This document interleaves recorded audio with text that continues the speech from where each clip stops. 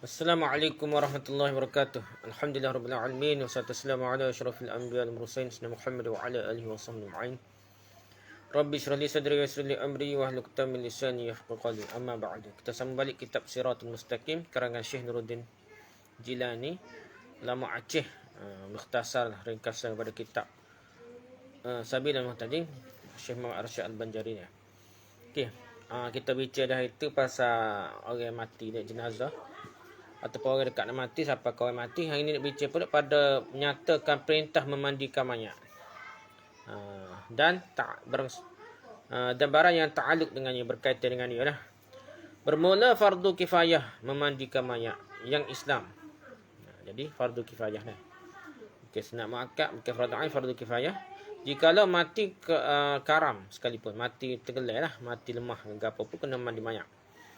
Lain daripada yang syahid. Orang mati syahid tak boleh mandi mayat lah, ikut mazhab kita dah.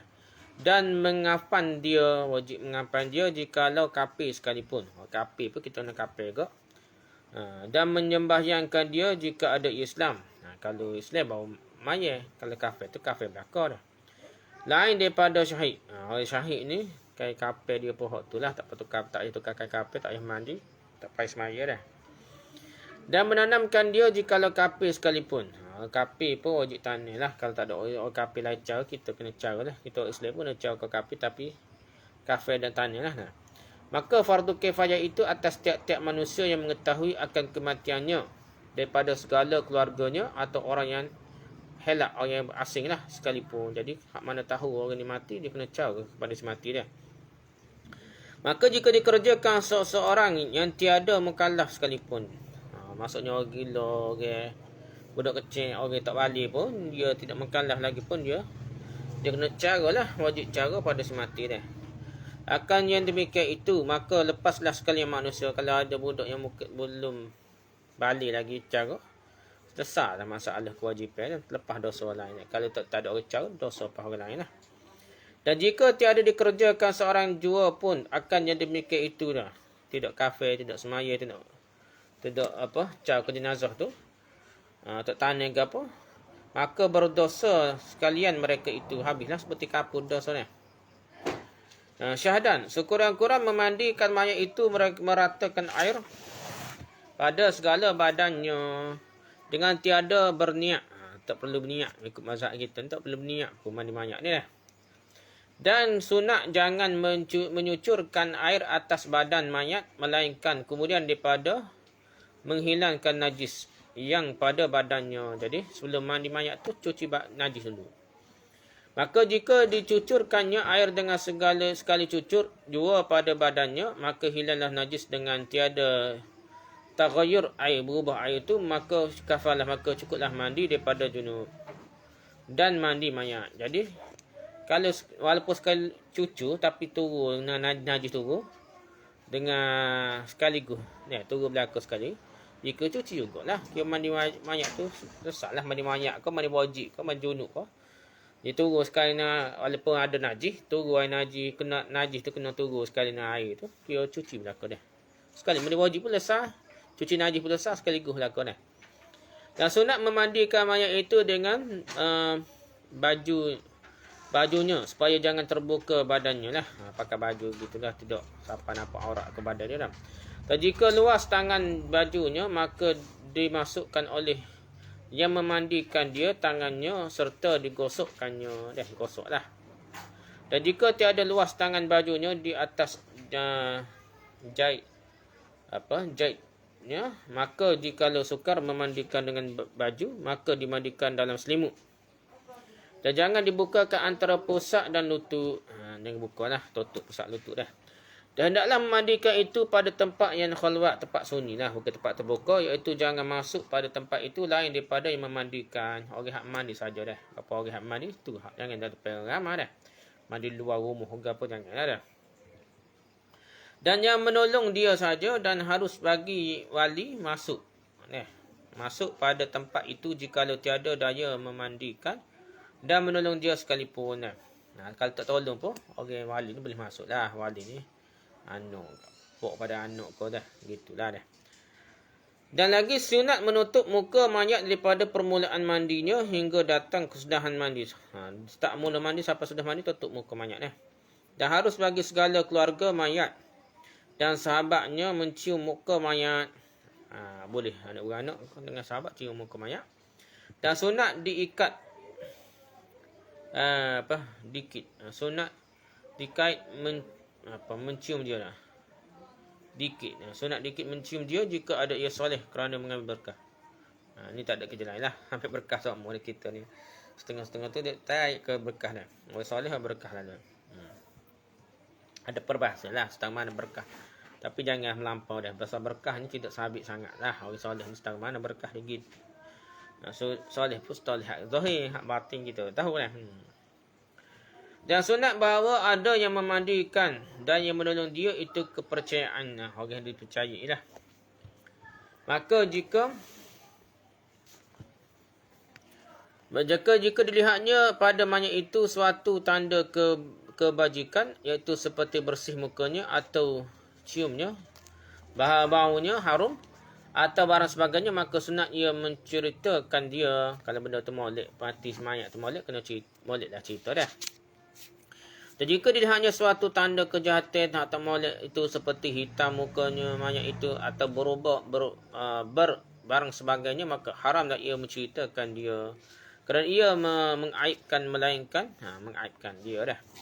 Selagi tanda mati molek, mati tak molek tidak jelas ni. Tak ada jelas mana. Dari hadis pun tak jelas mana dia jadi.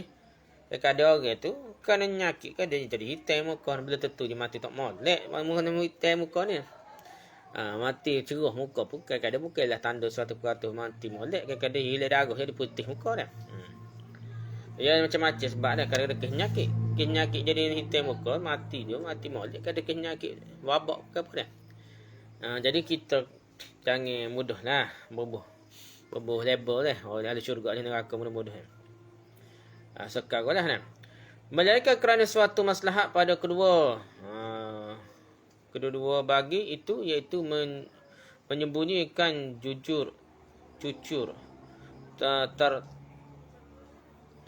tertanda kemajikan pada yang mengerjakan pekerjaannya fasik atau bid'ah dengan nyatanya, supaya jangan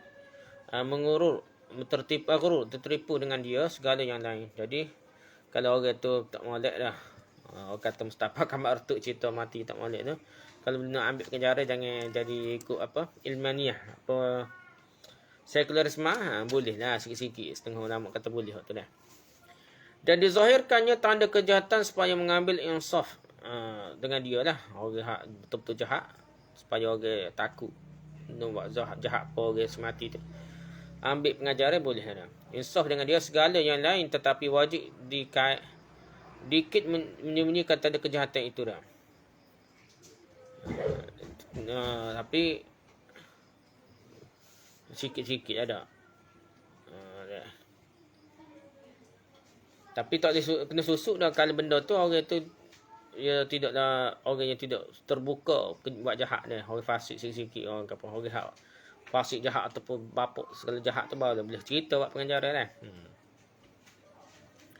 Adapun yang terafdal lagi terlebih sempurna memandikan mayat itu di bawah atap. Di bawah atap dia kata dah. Maksudnya tertutup lah dah. Dan di batas papan atau peratas supaya jangan terpercik air. Tak boleh mencik air lah. Sekat papai ke apa dah. Dan dihadapkan mayat itu ke kiblat. Mayat tu menghadap kiblat serta ditinggikan pihak kepalanya supaya segera turun air daripada badannya. Jadi tinggi kepala mandi dah supaya terturun lah. Dan wajib dipejamkan oleh yang memandikan itu memandikan matanya. Jadi pejam mata semati. Dan yang menolong dia daripada menilik kepada antara pusat dan lutut mayat, melainkan jika ada mayat itu suaminya. Jadi nak mandi itu tutup pusat lutut dia. Kecuali hak mandi itu mayat tu suami pada isteri lah. Isteri mandi suami boleh. Atau suami mandi isteri boleh lah tengok. Saya lebih pada pusat lutut. Lain kalau siapa-siapa pun adik-beradik ke siapa-siapa tak boleh lebih dari pusat lutut lah. Atau isterinya boleh. Suami mandi isteri pun kalau isteri mati boleh lebih daripada pusat lutut. Janganlah tilik dengan syahwat. Kalau ia pun suami isteri tak boleh dengan syahwat lah. Maka jika tilikan dengan tiada syahwat sekalipun, jadi kalau bukan tu tak boleh lah. Kalau bukan suami isteri tak boleh. Walaupun tak ada syahwat antara pusat lutut. Sekalipun utama jangan ditilikkan. Utama juga jangan ditilikkan lah, ditiliknya dah. Kalau tak ada syahwat sekalipun tak boleh tengoklah. Dan sunat bagi suami atau isteri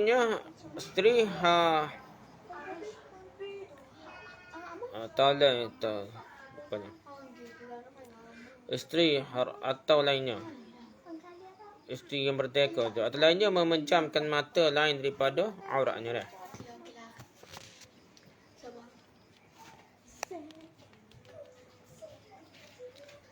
Mata lain daripada auratnya melainkan kerana hajat, iaitu mengetahui tempat yang terbasuh atau tiada terbasuh. Jadi jangan tengoklah kecuali tempat terpaksa tengok. Itulah dia kata dah. Syahadan bahawa hukum menyentuh itu seperti hukum tilik jua pada barang yang tersebut itu. Tengok tak boleh, sentuh pun tak boleh.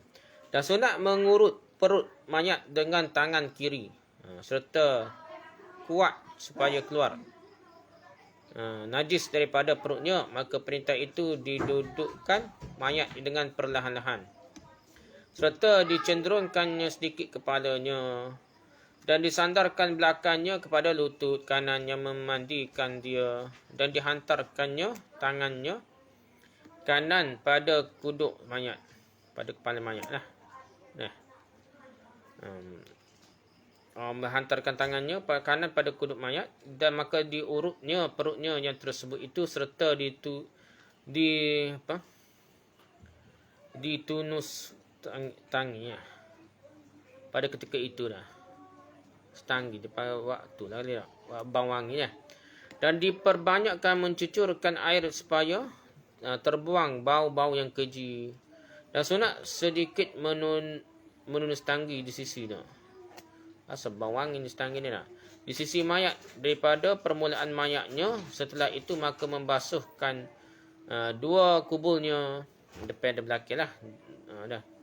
Dan kubul dan duburnya dan segala najis yang ada pada kelilingnya seperti istinja tak kala hidupnya. Kalau hidup dunia ni, kalau hidup lagi cuci ni istinja dia panggil dia.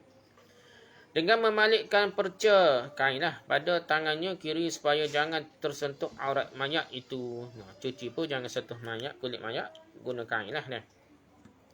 Dan lagi sunat memalut tangannya dengan perca. Tak kala membasuh najis. Jadi orang basuh tu guna kain lah, balut tangannya basuh daripada segala badannya. Jadi cuci badan dia guna kain, guna sarung tangan lah kita kata dah, supaya tidak sentuh kulit atau aurat kulit semati dah. Dan demikian lagi sunat membasuh segala lendir-lendir serta membalut tangan dengan perca yang lain, gunakan itulah kain lain ke ataupun sarung tangan lain ke. Dan jangan dengan perca yang dahulu itu, setelah itu bukan guna hak dululah. Setelah itu maka diambil oleh yang memandikan perca yang lain, maka dibalutkannya pada tangan yang kiri serta dibasuhnya dengan air, lalu disugikannya, gosok gigi lah, akan gigi mayat dengan telunjuknya. Dan jangan dibukakannya giginya supaya jangan masuk air pada perutnya, maka disucikan kedua lubang hidung mayat itu dengan kelingkingnya dah, kedai kelingking yang basuh supaya keluar barang yang dalam hidung. Setelah itu maka diambil akan dia air sembahyang seperti pada masa hidupnya dah. Jadi serupa mayat ambil sembahyang orang hidup lah. Dan tak kala berkumur dan masukkan air ke hidung itu, dicenderungkan kepala mayat supaya tiada masuk air ke dalam perutnya. Tapi lah mana pun jangan sampai air itu masuk di perut dia lah. Dan disucikan dengan faurah yang lembut segala daki yang di bawah kukunya dah. Cuci dah, nak buruh apa dah. Dan pada liang telinganya, kemudian dari itu maka membasuh kepalanya dan mukanya serta janggutnya dengan daun bidara atau barang sebagainya. Dan jangan didahulukan membasuh janggut daripada membasuh kepalanya. Basuh kepala dulu baru basuh janggut dia. Maka disisirkannya dengan perlahan-lahan, dan jika luruh rambutnya maka hendaklah dimasukkan rambut itu ke dalam kafannya Setelah itu maka dibasuh pihak kanan dari hadapannya. Dan barang yang di sisi mukanya dan lehernya hingga tapak tangan kanan dari hadapannya, jadi basuh belakang lah. Dan barang yang di sisi mukanya dan lehernya hingga tapak kakinya. Setelah itu maka dibasuh pada pihak kirinya seperti pada kanannya jua. Kiri pun basuh macam hak kanan itulah. Maka kemudian dibaringkan pada lambunya kiri serta dibasuh pada pihak belakangnya kanan daripada barang yang sisi tengkuknya. Tengkuk hingga ke kakinya. Kemudian maka dibaringkan pada lambunya kanan. Miring ke lambung kanan. Serta dibasuh pada pihak belakangnya kiri supaya dibasuhnya pada pihak kanan jua. Nyengge ke kiri basuh kanan, nyengge ke kanan basuh kiri dah. Gitulah dah. Dan janganlah diulang membasuh kepalanya dan mukanya. Tak dibasuh dah, boleh basuh muka kepala dah. Dan segala perintah basuh itu hendaklah ada dengan daun bidara, guna daun bidara belakang dah. Atau barang sebagainya. Suruh bawang gitulah dah. Dan haram menyarapkan lah mayat kerana hormatnya kurang negak apa balik dah. Setelah selesailah daripada memandikan segala badannya dengan air dan daun bidara atau barang sebagainya, maka dihilangkanlah bekas daun bidara atau barang sebagainya dengan dicucurkan air semata-mata daripada kepalanya hingga ke kakinya dah. Hilangkan daun bidara hak kita berbuh tadi dah. Dan jika tidak hasil suci dengan daun bidara atau barang sebagainya pada segala perintah yang tersebut, maka wajib menyucurkan air yang semata-mata 2 kali atau 3 kali seperti mandi tak kala hidupnya. Dan sunat ada air itu sejuk, bukan panas dah. Kerana ia memeliharakan badan dan air hangat itu membinasakan dia. Dia pun mayat lah, air panas lah. Dan air masin itu terlebih utama daripada air manis. Dah. Dan sayogianya jangan memandikan mayat dengan air zam-zam. Bahkan lagi air zam-zam tak boleh mandi mayat dah. Walaupun air itu terbaik suci pun tidak boleh mandi mayat. Bahkan lagi hendaklah dijauhkan bejana air daripada sampai terpercik. Ini cara musta'mal lah. Tak kisah mana. Secara mana dah ni. Dan wajib menghilangkan bekas daun bidara atau barang sebagainya dengan semata-mata air lah. Selesai air. Tak boleh biar daun bidara gitu dah. Dan sunat bahawa ada pada tiap-tiap basuh dari 3 kali itu dicampurkan dalam air sedikit kapur. Campur dengan kapur dah. Dan pada kesudahan basuhnya itu sunat muakkad jua pada yang lain daripada orang yang ihram haji lah. Orang yang ihram haji tak boleh lah guna pewangi gapo, ada bidara gapo ko. Dia takut bawang itu tak boleh lah. Orang haji ni tidak sebang wangi-wangi tu lah. Tetapi jangan ada kapur itu sangat mengubahkan air. Jangan banyak dah jadi tidak air mutlak lah. Bubur sikit lah. Dan makruh menanggalkan kapur kerana ia memeliharakan badan. Jadi berkapur suruh nampak busuk mayat ke apa tahu lah. Leher badan lah. Dan menjauhkan segala binatang yang melata matlamat kapur. Maka mencucurkan air itu daripada kepala hingga ke kakinya 3 kali. Maka nyatalah segala basuh itu 7 kali jua. Jadi basuh tu semua sekali kalau kita kira 7 kali dah. Dan jikalau keluar najis kemudian daripada memandikan. Sudah mandi berkeluar najis. Maka wajiblah membasuh najis itu jua. Basuh najis saja dah. Kerana pada fardu itu telah hasil. Fardu mandi mayat tu selesai dah. Najis tu sukulah. Bila keluar juga najis, basuh saja dah. Maka jika setelah selesailah daripada mandikannya, maka dilembutkan segala anggotanya seperti yang telah tersebut itu. Pelembut semula anggota dia dah. Dan hendaklah disapu dengan kain air bekas mandi itu supaya jangan basah kafannya dah. Guna kata Allah cuci lak lah supaya dia kering dah. Dan sunat membasuh kafan dan sunat membaca doa yang dibaca kemudian daripada selesai wuduk. Lepas mandi mayat pun baca doa macam selesai wuduk lah. Dan mandi junub. Selesai wuduk dan mandi junub seperti yang telah tersebut pada babnya. Pada demikian bunyinya Allahumma ja'alhu minat tawabin. Atau dibacanya Allahumma ja'alni wa iyyahu minat tawabin. Gitulah supaya lah. Ila akhir. Dan makruh menggerak kuku dan mencukur atau membantan atau menggunting rambut. Jadi semayat ke apa tak boleh dah. Nak cukur kau kerak kuku ke apa dah. Dan Roma bulu Roma tak boleh kerana hormat segala suku anggotanya dia kerana jadi semua anggota dia tak boleh cabut daripada tubuh dia, bulu ke kuku ke apa dah. Jadi kerana itulah tiada harus mengkhitankan akan kulit orang yang telah mati dah. Tapi jika ada rambutnya kena getah dan tiada sampai air pada tempat pohon rambut itu, maka wajiblah menghilangkan getah tersebutlah yang menghalang air dah. Adapun yang ihram haji itu jika mati ia dahulu daripada tahallul yang pertama dah, sebelum tahallul pertama, maka wajiblah menanggalkan asar ihramnya,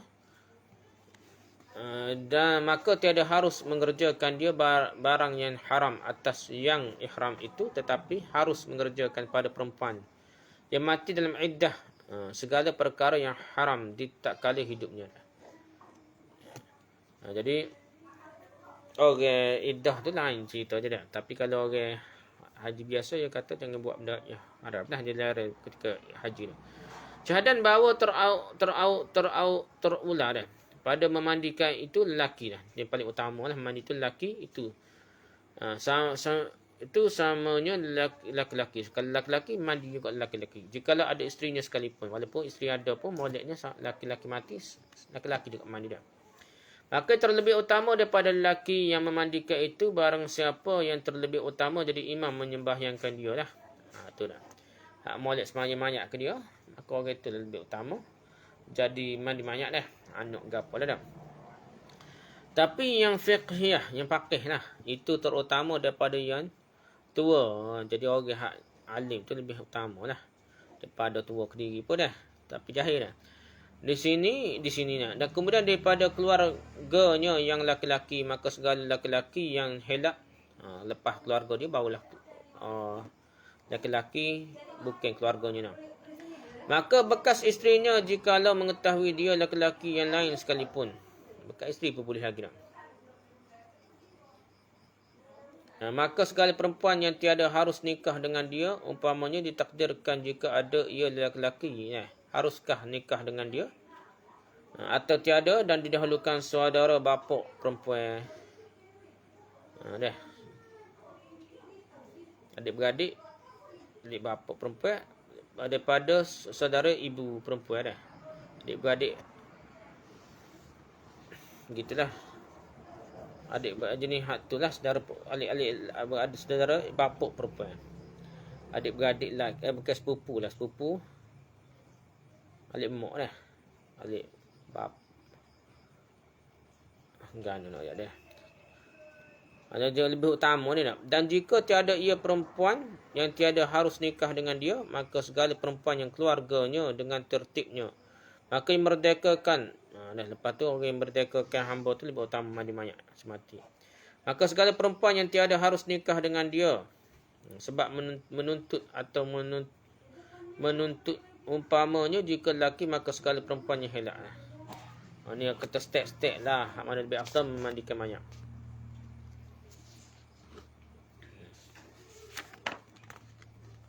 Kat mana kita ni? Kita sudah sikit lagi dah. Adapun hukum lelaki-lelaki yang junub dan perempuan yang haid, itu pada memandikan mayat seperti hukum yang tiada junub dan tiada haid. Serupa lah. Orang mayat ni dia haid ke junub, dia boleh mandi. Jua lagi tiada makruh. Tak makruh pula ada orang junub haid ni mandi semati dah. Maka jika tiada segala perempuan yang tersebut itu, maka dimandikan oleh suaminya. Jikalau ia nikah dengan saudara isterinya. Dah. Atau ia nikah dengan 4 orang perempuan yang lain daripadanya sekalipun, bekas isterinya boleh mandi dah. Daripada sunat ia membalutkan tangannya dengan perca supaya jangan tersentuh mayat lah. Mana pun molek dia pakai sarung tangan lah, dia kata dah. Dan jika tiada ia bersuami, maka memandikan dia segala lelaki yang tiada harus nikah dengan dia. Tak boleh nikah dia mahram lah, kata dia mandi mayat. Seperti tertib yang lagi akan datang pada menyembahyangkan dia. Jadi lebih afdal hak jenis menyembah yang ke dia. Oleh sebab itu afdal mandikan dia dah. Dan syarat mendahulukan pada memandikan itu hendaklah ada ia merdeka lagi agama lah. Sama-sama Islam, orang merdeka. Dan jangan ada ia membunuh dia yang menegahkan daripada beroleh pusaka. Kalau anak sendiri, kalau bunuh pok nak boleh pusaka, tak boleh mandi mayat lah. Dan jangan ada ia berseteru, bermusuh dan kanak-kanak dah. Dan fasik. Maka memandikan hamba perempuan itu tuannya jikalau hambanya mukatab. Ada perjanjian nak bebaskan lah. Dan gundiknya yang yang